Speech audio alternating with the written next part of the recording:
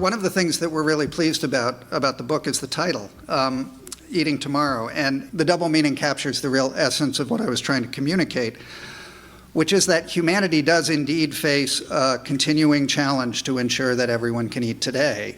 And climate change makes that challenge all the more daunting about making sure everyone can eat tomorrow. But the way we're producing our food is on chemical-intensive industrial-scale farms, is quite literally devouring the natural resources, the seeds, the land, the soil, the climate, the water, on which future food production depends. By continuing and now even expanding such unsustainable production methods, we are eating our collective tomorrows. And the powers that be, far from shifting away from that kind of a damaging farming model, are instead promoting ever more industrial-scale agriculture. I wrote this book because, with 30 years in this field, I wanted to understand why policymakers were ignoring all the low-cost solutions all around them, offered by their own small-scale farmers. And instead, they're pushing expensive policies that not only fail to help the hungry eat today, they are undermining the capacity of all of us to eat tomorrow. Hello and welcome. I'm Lynn Fries, producer of Global Political Economy, or GPE, News Docs. Today's guest is Tim Weiss. In that opening clip, Tim Weiss was speaking at the 2019 launch of his book, Eating Tomorrow, a book about agribusiness, family farmers, and the battle for the future of food. Today, we'll be looking into the battle for the future of food in Africa. We'll do this through the lens of two very different alliances. One, the Alliance for Food Sovereignty in Africa, and the other, the Alliance for a Green Revolution in Africa, their respective acronyms being AFSA and AGRA. Tim Weiss is Senior Research Fellow at Tufts University's Global Development and Environment Institute, and Senior Advisor on the future of food from the U.S. to India and Mexico to Mozambique at the Institute for Agriculture and Trade Policy. Welcome, Tim. Thanks so much, Lynn. In early September, the Alliance for Food Sovereignty in Africa released an open letter stating the Green Revolution had failed Africa. And in the statement, AFSA demanded that donors of the Alliance for the Green Revolution in Africa stop funding the AGRA initiative. There was a press briefing held at the time. So, Tim, start by giving us some background on all that and who the Alliance for Food Sovereignty in Africa represent, and something about the discovery process of your own research findings on the Alliance for a Green Revolution in Africa. When I was researching my book, a lot of the work I did was in Southern Africa. And I heard a lot about the Alliance for a Green Revolution in Africa and its program to promote the use of chemical fertilizers and commercial seeds to replace seeds and practices that farmers typically use in those regions. But you never came across the actual organization, AGRA. What you saw was lots of promotional activity and direct subsidies by African governments to sell those inputs. And you heard a lot about how it wasn't working. After I'd heard about that, really for the 3-4 years I was doing the research for the book, I finally got the occasion to do a deeper study on whether the Alliance for a Green Revolution in Africa was having the kind of impact that it claimed it was going to have, really promising a productivity revolution for Africa's small-scale farmers. They promised in their original goals to double productivity and yields and incomes for 30 million small-scale farmers. That's a lot of farmers, while cutting food insecurity in half.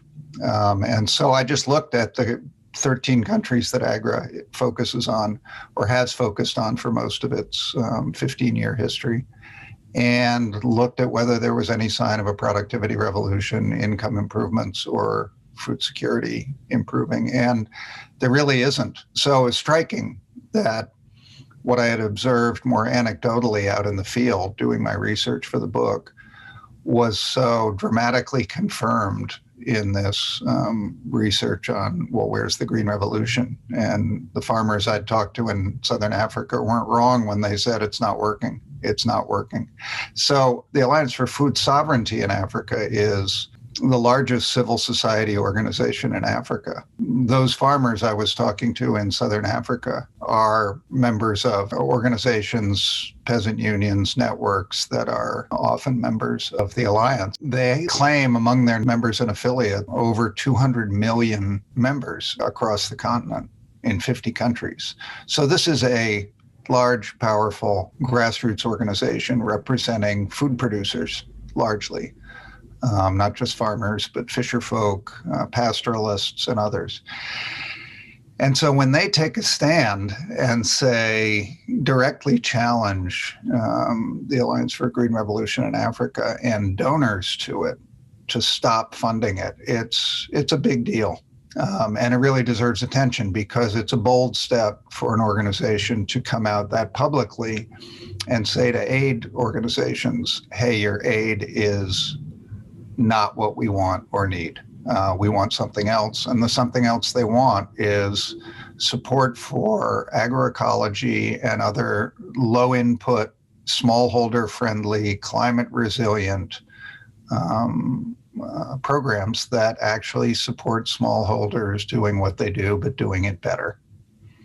In the words of AFSA at that press briefing, they said, after nearly 15 years spending more than $1 billion to promote the use of commercial seeds, chemical fertilizers, and pesticides in 13 African countries, and an additional $1 billion per year of African government subsidies for seeds and fertilizers, AGRA has failed to provide evidence that yields, incomes, or food security increase significantly and sustainably for smallholder households across its target countries. So the message from AFSA to AGRA's donors is stop funding the Green Revolution technology and shift your support to agroecology, an approach that Africa's smallhold food producers say works and they want.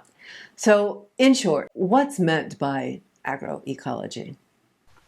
Agroecology is defined in many different ways, but I think the simplest way to understand it is as an approach to growing food that tries to work in harmony with natural systems rather than trying to overcome them by using, say, pesticides to control pests, fertilizer to create soil fertility for the crops, et cetera.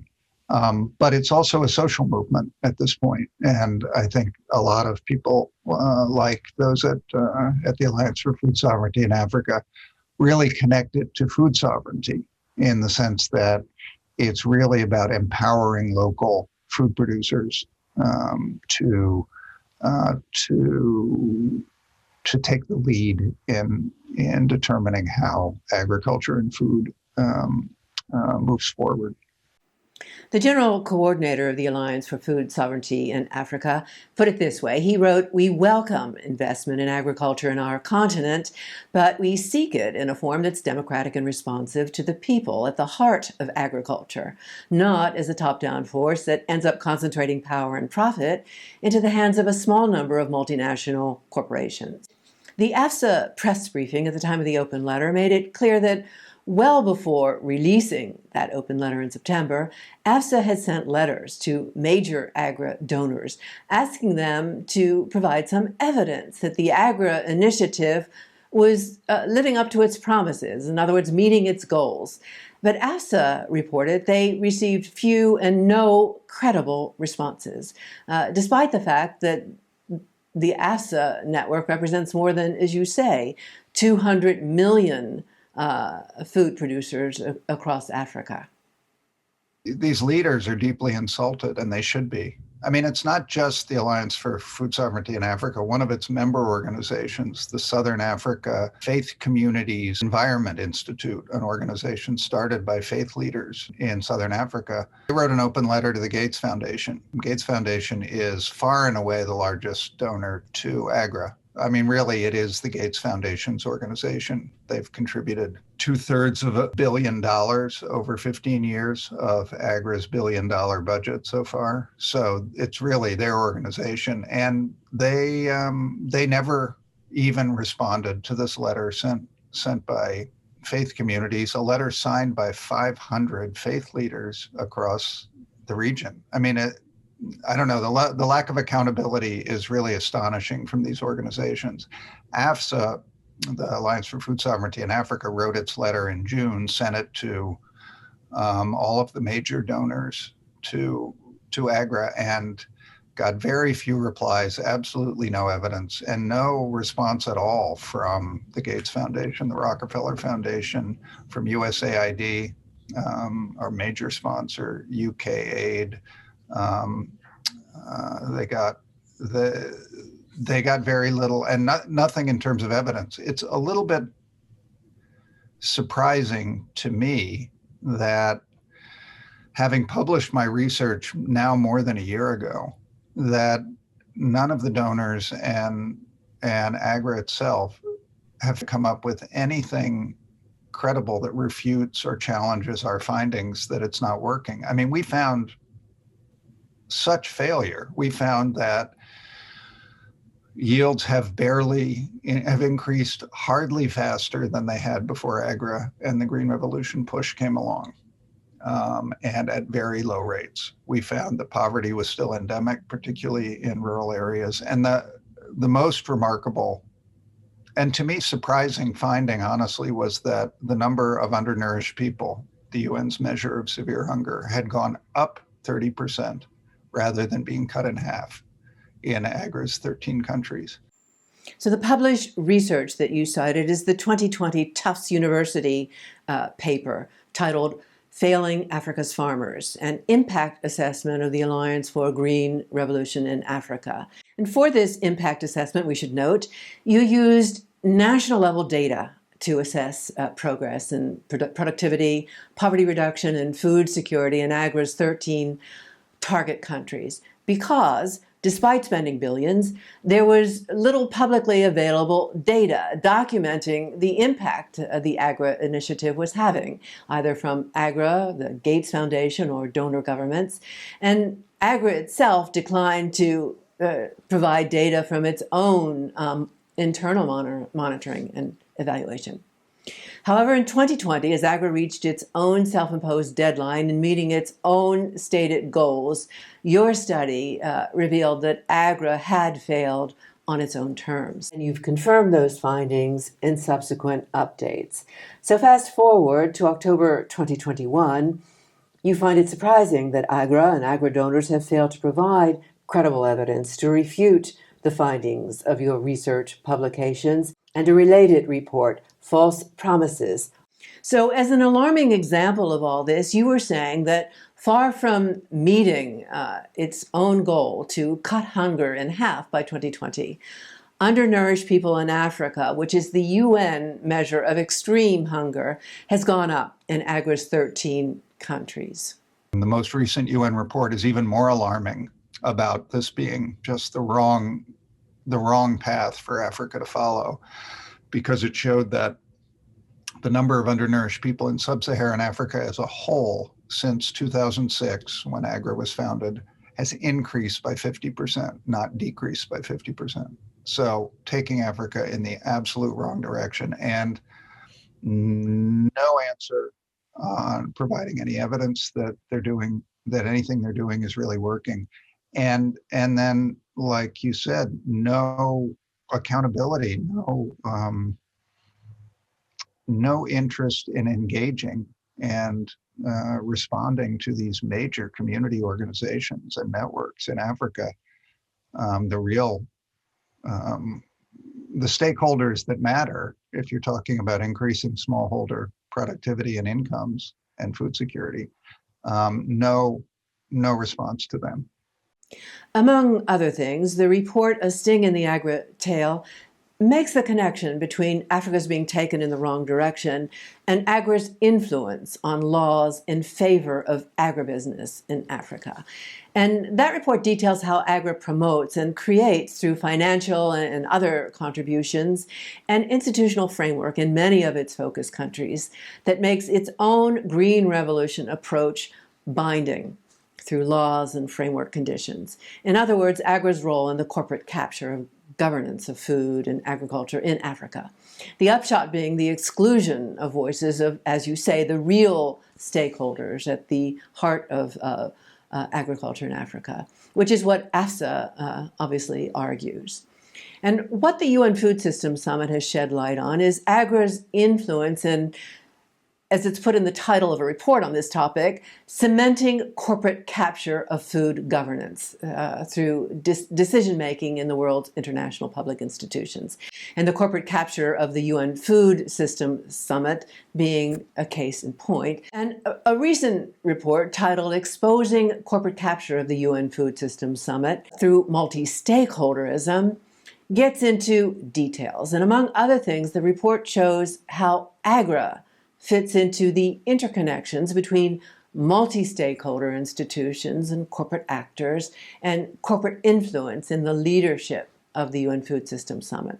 So, given all that, comment more broadly on the battle for the future of food in Africa, and specifically, give us more context on the statement by the Alliance for Food Sovereignty in Africa that they, quote, wanted to state clearly and categorically that the Alliance for a Green Revolution in Africa does not speak for Africans. The Alliance for a Green Revolution in Africa is based in Nairobi. Every year they hold an annual Green Revolution Forum, it's called. It's really a place where agribusiness and governments and foundations come together and kind of rally the troops and make deals for investment and the rest. This year they were,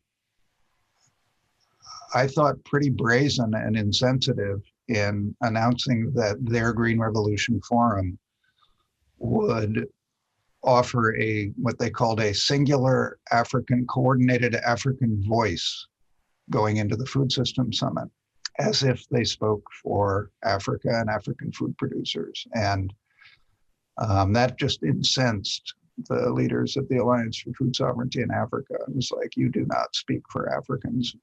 We speak for African food producers, and you won't even answer our letters.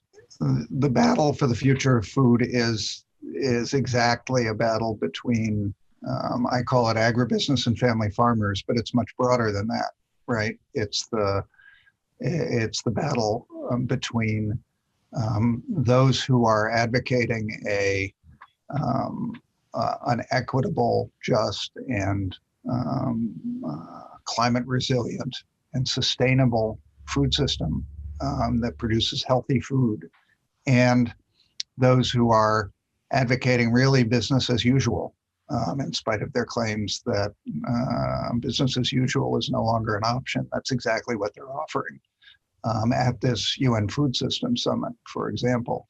The UN Special Rapporteur on the Right to Food, Michael Fakhri, has participated in that process with a very critical eye and came out with a report as the UN Special Rapporteur saying the problem with the way this has been conducted and the way it's being carried out, and with the conclusions that it's coming to with a bunch of so-called game-changing solutions to our food system problems, is that corporate interests have dominated the agenda. It's marginalized the actual food producers from those discussions. And the outcome is more strategies that are threatening to have us eating our collective tomorrows by undermining the resource base we need to grow food in the future, not just in Africa, in the U.S., not just in the U.S., in India.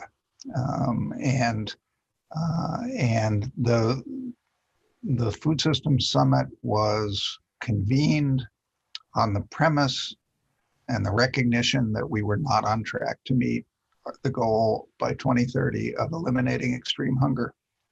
We absolutely are not. In fact, we're moving in the opposite direction. And unfortunately, the Food Systems Summit has jettisoned all of the most promising approaches that could actually end business as usual and give us food systems that begin to restore the earth, provide healthy and nutritious food to everyone on the planet, and to achieve the promise of the right to food that is enshrined and endorsed by so many countries around the world. Let's talk now about another common denominator in what's happening with food systems, whether how the Agri Initiative is taking Africa in the wrong direction, or the UN Food System Summit is taking the world in the opposite direction of what you say could actually begin to restore the earth and provide healthy and nutritious food for everyone on the planet. I'm thinking here about disinformation campaigns that demonize approaches like those jettisoned from the UN Food System Summit that you're talking about. For instance, an op-ed by renowned economist Jomo K.S. titled "Beware UN Food Systems Summit Trojan Horse" draws attention to what he calls deliberate deceptions to undermine support for agroecology. And the Gates-funded Cornell Alliance for Science, for instance, has been widely criticized for disseminating this kind of disinformation. In a Scientific American op-ed titled "Bill Gates Should Stop Telling Africans What Kind of Agriculture Africans Need," AFSA gives details how this applies to Africa, where support for the agroecology paradigm they support is being undermined among Africa's scientists and political leaders by this kind of disinformation campaign. So comment on the demonization of agroecology. It's a concerted campaign. And in part, that's the result of the movement for agroecology gaining traction in international institutions like the UN's Food and Agriculture Organization. They adopted a scaling up agroecology program to support governments that want to expand ecological agriculture. The UN's high-level panel of experts, it's called, on food systems, is a very well-respected group that does these in-depth studies. They just recently did one that resulted in a resolution by the Committee on World Food Security to promote agroecology as one of the important solutions to the climate crisis and to hunger. So it's gaining traction, and the powers that be are alarmed. And they've fought back with just crazy disinformation campaigns. Demonizing, portraying African farmers as backward for saving their seeds and being wedded to these, what they call traditional technologies. What most offended me as a researcher who's worked with a lot of different organizations that promote agroecology is that they are wildly innovative. This is the idea that this is somehow backward is just ludicrous. They're basically taking scientists out into the field and talking to farmers and saying, what do you need? How can you improve your soil fertility so you get higher yields? And how can we help you? The innovations are not minor in that process. And in fact, farmers themselves are some of the most innovative because they are the ones on the front lines of climate change. They see what seeds perform well under drought conditions. They see how growing a multiplicity of crops in the same fields improves soil fertility and reduces their climate risk, because if a drought comes through and wipes out the corn crop, they have other crops that they can rely on for food. And that's where the Green Revolution model is so limited. But to have these proponents of what I argue is actually really old technology, seeds and fertilizers, that strategy comes from the Green Revolution of the 60s and 70s in the middle of the last century, We are 50 years on from that, and they're still selling the same old technologies. How can you demonize people who are truly innovating with ecological agriculture with this old technology, claiming that it's an innovation that is somehow fresh, new, and going to solve today's problems? It's just not. So then the way you see it is that these disinformation campaigns partly reflect agribusiness alarm, a situation where governments, instead of depending on corporate solutions to combat hunger and climate change, are increasingly seeking solutions in other approaches. And in the case of scaling up agroecology, doing so with the support of programs at the world's public institutions of food governance. In this case, the UN Rome-based agency, the Food and Agriculture Organization, or FAO. So it's not so hard to understand how an agenda and narrative coming out of the UN that agroecology is a win-win-win for people, planet, and livelihoods would alarm agribusiness and its allied interests. And how, as you say, corporate interests are fighting back. This then serves to protect markets for corporate innovation from old technology like the green revolution technology we've been talking about in the context of Africa to new technology like the kind championed as techno-fixes at the UN Food System Summit. Talk more about Africa as a market for corporate innovation. Most of us think of green revolution technology as genetically modified crops. So tell us more about the kind of green revolution technology that's being advocated by AGRA in Africa. AGRA itself is very careful not to publicly state that it is advocating for genetically modified crops because they are just so widely rejected on the continent of Africa. What it's doing, though, and what the Gates Foundation is doing and others, USAID, are advocating for changes in seed laws and intellectual property laws that would open the door for genetically modified crops to start to be used in Africa. That involves, they've made some incursions in that regard in Nigeria, in Ghana. Overwhelmingly, the countries do not allow genetically modified crops, particularly food crops, to be grown. Cotton is often an exception to that because it's not directly consumed. But it's important to recognize that the road to genetically modified crops has a number of steps along the way. First, what you do if you're trying to open that door is you get farmers to stop using the seeds that they save year to year. And you don't need GMOs to do that. What the Green Revolution sells is what are called hybrid seeds, seeds that have been bred, and they're bred in such a way that they supposedly will give you high yields, usually only if you have all of these inputs that mostly farmers can't afford: irrigation, fertilizer, pesticides, and the like.